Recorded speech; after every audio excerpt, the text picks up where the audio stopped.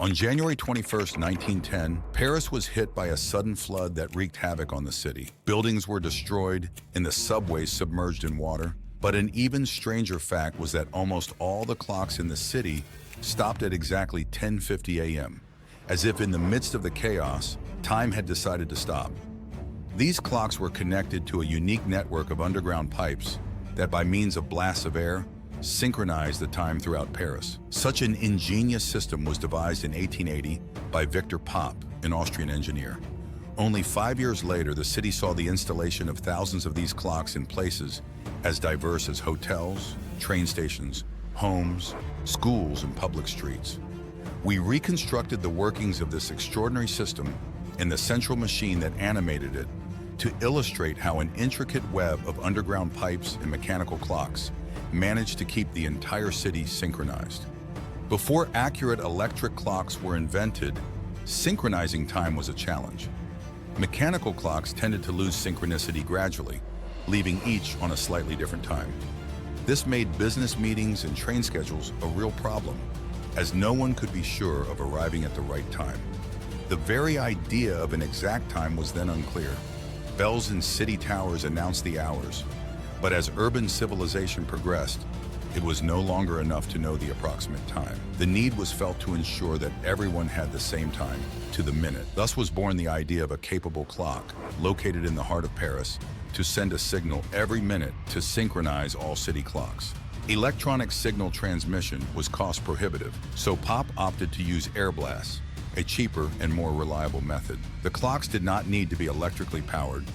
Air puffs were enough to move them simultaneously. This concept had already been successfully tested in Vienna a few years earlier, proving that standardizing time was essential for the future. As a result, the Parisian government entrusted Popp and his team with a 50-year contract to supply the city with time. The pneumatic clock company settled in the center of Paris, resulting in the master clock, an extremely precise mechanism capable of running without interruption 24/7.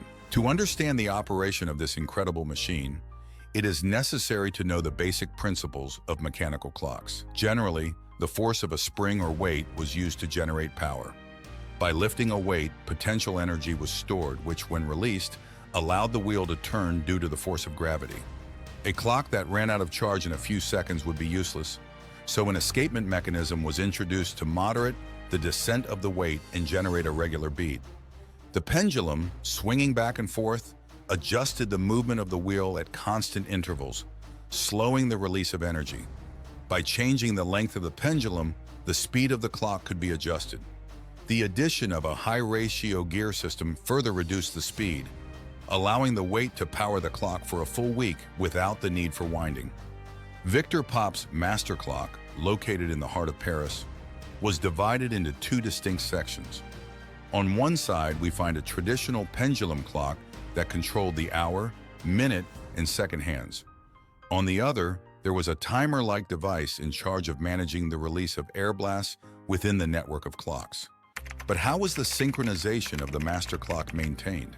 At the Paris Observatory, another clock of superior precision was located, regularly adjusted according to astronomical observations of stars and planets. When needed, the watchmaker would update the master clock using the one at the observatory as a reference. From the master clock, compressed air was then distributed through 10 main pipelines, each of which directed to different parts of Paris. These pipes carried air through a network of iron pipes that stretched for hundreds of kilometers, passing through the tunnels of the city's subway and sewer systems. As the compressed air advanced through the pipes, a pressure wave was generated that propagated throughout the system, taking up to a minute to reach the most distant clocks. But what was the effect of the arrival of air on the clocks? The construction of the clocks was actually quite simple. The minute hand was connected to a gear equipped with 60 teeth. When air arrived, a bellows would inflate, pushing up a lever that in turn moved the gear forward one step thanks to the intervention of a moving tooth.